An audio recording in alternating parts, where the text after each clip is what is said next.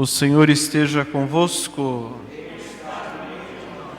Proclamação do Evangelho de Jesus Cristo segundo Mateus. Naquele tempo, os discípulos aproximaram-se e disseram a Jesus: Por que tu falas ao povo em parábolas? Jesus respondeu: Porque a vós foi dado o conhecimento dos mistérios do reino dos céus, mas a eles não é dado. Pois a pessoa que tem será dado ainda mais e terá em abundância. Mas a pessoa que não tem será tirado até o pouco que tem. É por isso que eu lhes falo em parábolas. Porque olhando eles não veem, e ouvindo eles não escutam nem compreendem. Deste modo se cumpre neles a profecia de Isaías: havereis de ouvir sem nada entender, havereis de olhar sem nada ver, porque o coração deste povo se tornou insensível. Eles ouviram com má vontade e fecharam seus olhos, para não ver com os olhos, nem ouvir com os ouvidos, nem compreender com o coração, de modo que se convertam e eu os cure. Felizes sois vós, porque vossos olhos veem e vossos ouvidos ouvem. Em verdade vos digo, muitos profetas e justos desejaram ver o que vedes e não viram, desejaram ouvir o que ouvis e não ouviram. Palavra da salvação.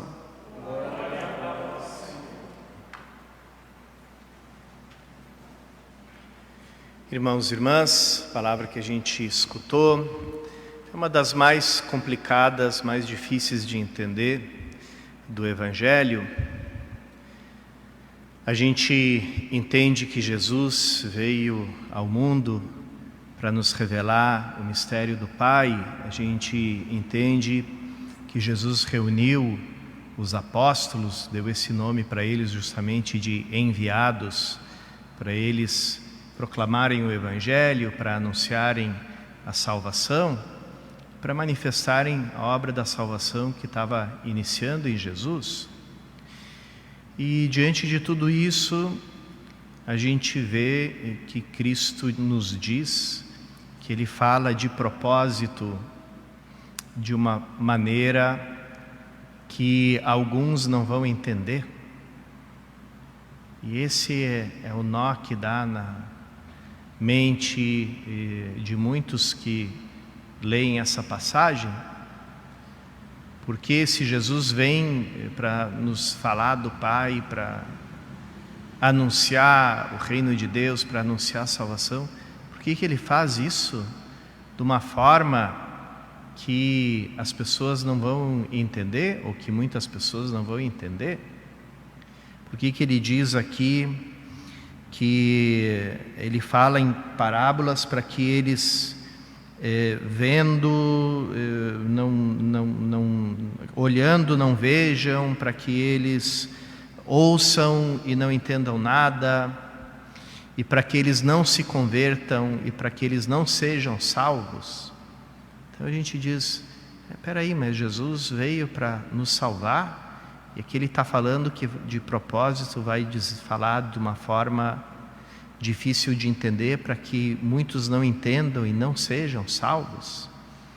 Ele quer ou não quer a salvação de todos? Não é para isso que Ele veio? Então, essa passagem nos intriga, nos choca, nos escandaliza. A gente tenta esquecer que ela está aí no meio do Evangelho, tenta dar mais valor ou mais peso para outras coisas que talvez sejam na nossa mente um pouco mais fáceis de entender.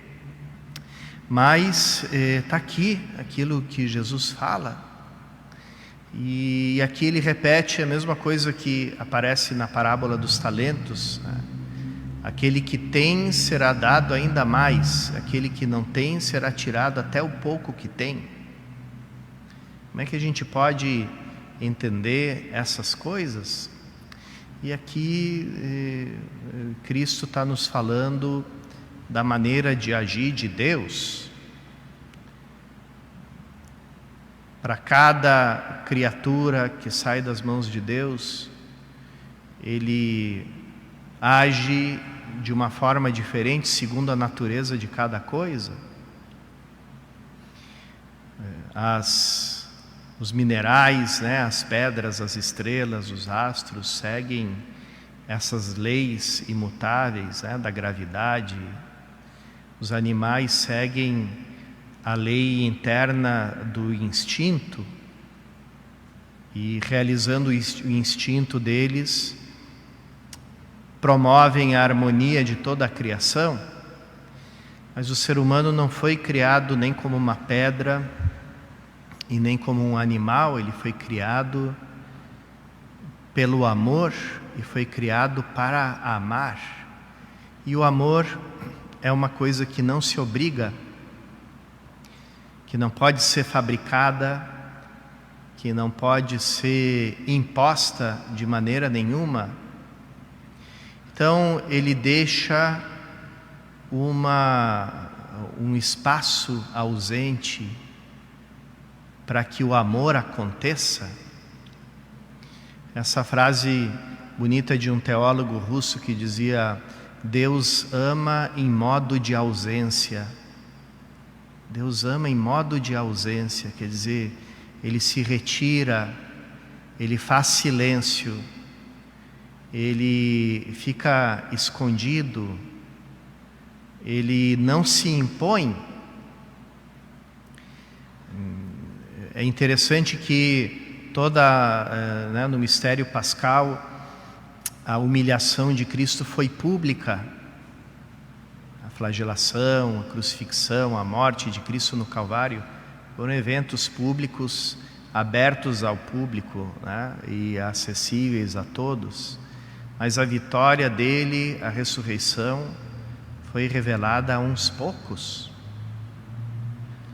E praticamente ao mínimo necessário para que o anúncio fosse feito. Por quê? Para que todo aquele que se aproxima de Deus por meio de Jesus Cristo abrace a fé com liberdade, sem imposição. E fazendo isso, usando a sua liberdade, também na mesma medida se torna responsável, né, pela resposta que deu para a fé, pela atitude que tomou diante da fé. E essa é a seriedade, né, do ato de fé, porque nos responsabiliza. A gente, praticamente Deus deixa na nossa mão o acolher ou não, e até que ponto essa acolhida, até quão fundo ela vai na nossa vida. Se ela fica só numa superfície, e aí a gente tem aquela prática religiosa, rotineira, costumeira, tradicional, herdada dos pais, feita de práticas, feita de coisas repetidas quase de forma mecânica. Ou a gente deixa que Cristo nos faça aquele convite que Ele fez para Pedro: avança para águas mais profundas. E a gente deixa que Ele entre nas águas profundas do nosso coração.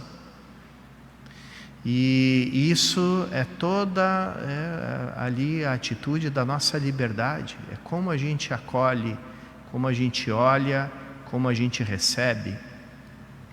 E aqui isso explica por que ele fala em parábolas. Aquele filósofo Pascal, que foi um dos maiores gênios conhecidos da humanidade, né, inventou o computador no século XVII, enfim, um sujeito brilhante, também experimentou uma profunda conversão. E ele dizia a respeito da fé: existe luz suficiente para quem quer ver, e existe escuridão suficiente para quem não quer ver. E é justamente nessa penumbra, que não é luz, que também não é sombra, que não é luz, também não é escuridão. É ali que se joga a nossa liberdade, o nosso ato de fé. É ali que a gente encontra, que a gente se encontra com Deus e que a gente se encontra conosco mesmos, com a nossa própria atitude diante dele. Então, irmãos e irmãs, diante desse Cristo que nos deixa livres porque quer o nosso amor, não a uma submissão mecânica, mas um passo dado com plena liberdade em direção a Ele, nós só podemos agradecer, admirar a obra dele, admirar como Ele, que criou o céu e a terra, se torna tão pequeno a ponto de mendigar o nosso ato de fé e de dizer para cada um de nós: depende de Ti, esse passo eu não vou dar, não vou te obrigar a dar, é você que dá, depende de Ti. Peçamos nessa Eucaristia a graça de dar esse passo e de avançar para águas mais profundas onde Cristo quer chegar no nosso coração.